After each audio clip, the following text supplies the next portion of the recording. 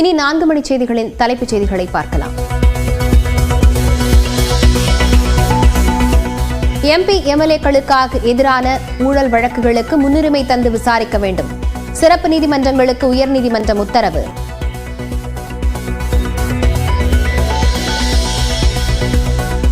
ஆம்பூர் அருகே தாயை தொடர்ந்து 3 நாட்களேயான பெண் குழந்தையும் உயிரிழப்பு. தருமபுரி அரசு மருத்துவமனையில் இன்குபேட்டரில் வைத்து சிகிச்சை அளிக்கப்பட்ட நிலையில் மரணம்.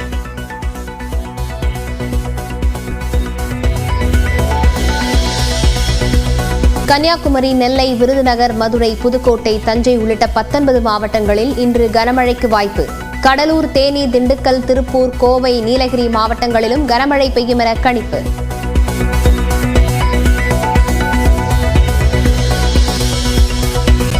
ராமநாதபுரம், புதுக்கோட்டை, தஞ்சாவூர் உள்ளிட்ட 7 மாவட்டங்களில் நாளை கனமழைக்கு வாய்ப்பு. சென்னையில் 2 நாட்களுக்கு மிதமான மழை பெய்யும் என்றும் கணிப்பு.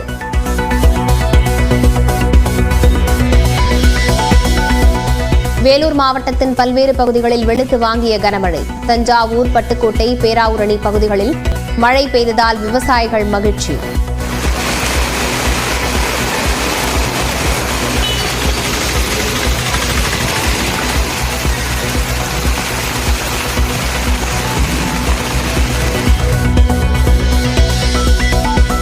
மன்னார்குடி, சீர்காழியை குளிர்வித்த மழை. ராணிப்பேட்டை மாவட்டம் முழுவதும் மழை பெய்ததால் மக்கள் மகிழ்ச்சி.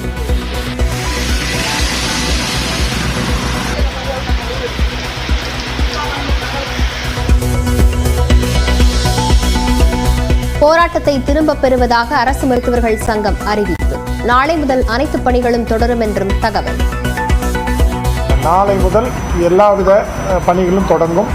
எந்தவித பாய்காட் இதுவரைக்கும் நாங்கள் அனௌன்ஸ் பண்ண எல்லா போராட்டங்களும் விலக்கிக் கொள்ளப்படும். இதை உடனடியாக முன்னின்று உறுதி கொடுத்து நடவடிக்கை எடுத்த மாண்புமிகு முதல்வர் அவர்களுக்கும் மாண்புமிகு நல்வாழ்வுத்துறை அமைச்சர் அவர்களுக்கும் ஹெல்த் செக்ரட்டரி மற்றும் டைரக்டர்ஸ் எல்லாருக்குமே எங்களுடைய நன்றியை தெரிவித்துக் கொள்கிறோம். தான் வெட்டியதில் மருத்துவர் பிழைக்க மாட்டார் என கத்தியால் குத்திய பின் கூறிய விக்னேஷ். யாராவது பிடித்தால் கொன்று விடுவேன் என்றும் மிரட்டியதாகவும் எஃப்ஐஆரில் தகவல்.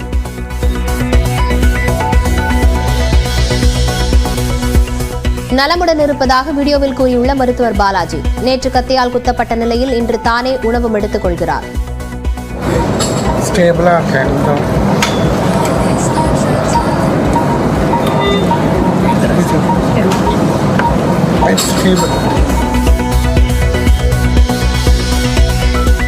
சிதம்பரம் நடராஜர் கோவிலில் உள்ள தில்லை கோவிந்தராஜர் கோவிலில் புதிய கொடிமரம் மட்டுமே அமைக்கப்படும். உயர்நீதிமன்றத்தில் இந்து சமய அறநிலையத்துறை தகவல்.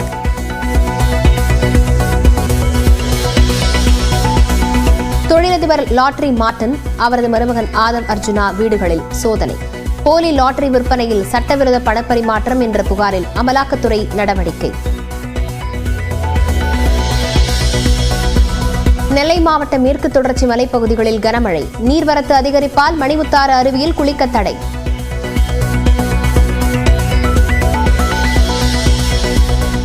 சென்னை தியாகராய நகரில் பிறந்து 45 நாட்களேயான குழந்தை கடத்தல். தனிப்படை அமைத்து குற்றவாளிகளை தேடும் காவலர்கள்.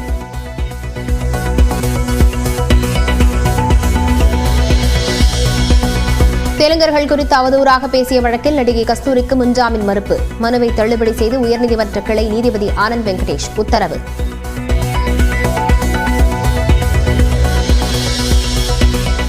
நடிகை கஸ்தூரியை கைது செய்ய 2 தனிப்படைகளை அமைத்தது மதுரை மாநகர காவல்துறை. முன்பிணை மனு தள்ளுபடியான நிலையில் நடவடிக்கை.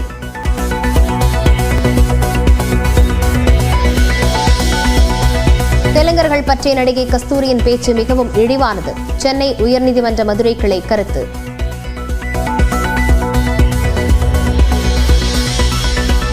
நடிகை கஸ்தூரி பேசியதை சாதாரணமாக எடுத்துக்கொண்டால் மற்றவர்களும் இதுபோன்று இழிவாக பேசுவதற்கு வழி அமைத்துவிடும்.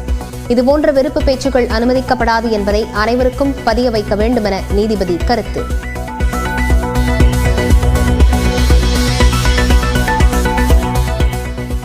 காவல் வாகனத்தில் மது அருந்திய பரங்கிமலை ஆயுதப்படை SSI லிங்கேஸ்வரன் சஸ்பெண்ட். காவல்துறை நடவடிக்கை.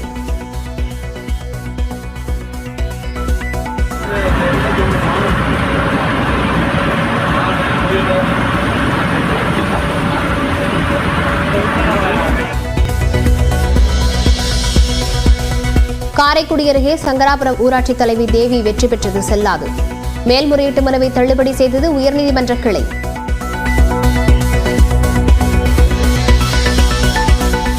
ஆம்ஸ்ட்ராங் கொலை வழக்கில் கைதான 27 பேரிடம் குற்றப்பத்திரிகை நகல் ஒப்படைப்பு.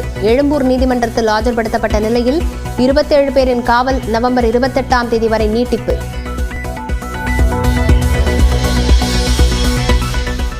திருவள்ளூர் அருகே ஆக்கிரமிப்பு இடத்தில் உள்ளதாக கூறப்பட்ட கோவிலை இடிக்க கிராம மக்கள் எதிர்ப்பு. போராட்டத்தில் ஈடுபட்டவர்களை குண்டுக்கட்டாக கைது செய்தது காவல்துறை.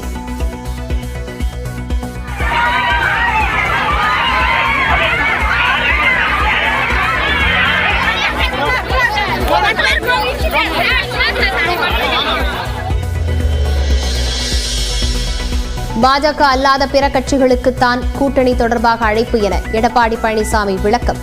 அதிமுகவில் உள்ள இளைஞர்களின் வாக்குகள் விஜய் கட்சிக்கு செல்லுமா என்ற கேள்விக்கும் பதில்.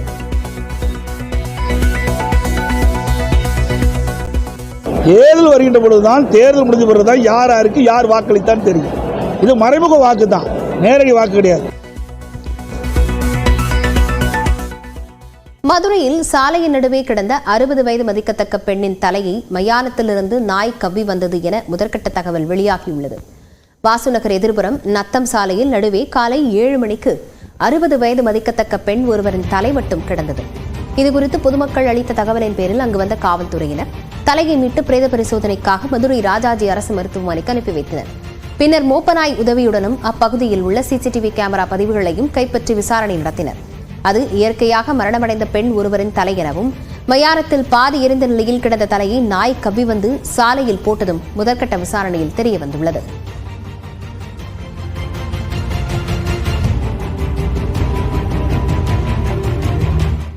மருத்துவர்களின் கோரிக்கைகள் 29ஆம் தேதிக்குள் நிறைவேற்றப்படும் என அரசு வாக்குறுதி அளித்த நிலையில் போராட்டத்தை கைவிடுவதாக மருத்துவ சங்கங்கள் அறிவித்துள்ளன. சென்னை கிண்டி அரசு மருத்துவமனையில் மருத்துவரை கத்தியால் குத்தியது கண்டித்து மருத்துவ சங்கங்கள் போராட்டம் அறிவித்திருந்தன. சென்னை கீழ்ப்பாக்கத்தில் உள்ள மருத்துவ கல்வி இயக்ககத்தில் மருத்துவ சங்கங்களுடன் அமைச்சர் மா சுப்பிரமணியன் பேச்சுவார்த்தை நடத்தினார். அப்போது அரசு மருத்துவமனைகளில் சிசிடிவி கேமரா, டாக் முறை, புறக்காவல் நிலையங்கள், தடுப்புகள், விளக்குகள் அமைத்தல் என 10 கோரிக்கைகள் முன்வைக்கப்பட்டன. இதனை 29ஆம் தேதிக்குள் நிறைவேற்றுவதாக அரசு தரப்பில் வாக்குறுதி அளிக்கப்பட்ட நிலையில் போராட்டத்தை கைவிடுவதாக மருத்துவ சங்கத்தின் தலைவர் செந்தில் தெரிவித்தார். நம்மளுடைய டாக்டர் காயப்பட்ட டாக்டரும் இப்போது ஒரு அளவுக்கு நலமாக இருக்கிறார். நோயாளிகளும் பாதிக்கப்படக்கூடாது. நாளை முதல் அந்த போராட்டம் தொடர்ந்தோம்னா நோயாளிகளும் பாதிக்கப்படக்கூடாது என்ற ஒரு நிலையில் நாளை முதல் எல்லாவித பணிகளும் தொடங்கும். எந்தவித பாய்காட் இதுவரைக்கும் நாங்கள் அனௌன்ஸ் பண்ண எல்லா போராட்டங்களும் விலக்கிக் கொள்ளப்படும். நாளை முதல் பணிக்கு திரும்புவதாக கூறிய மருத்துவர்கள் கோரிக்கைகளை அரசு நிறைவேற்றும் என்று நம்புவதாக தெரிவித்தனர்.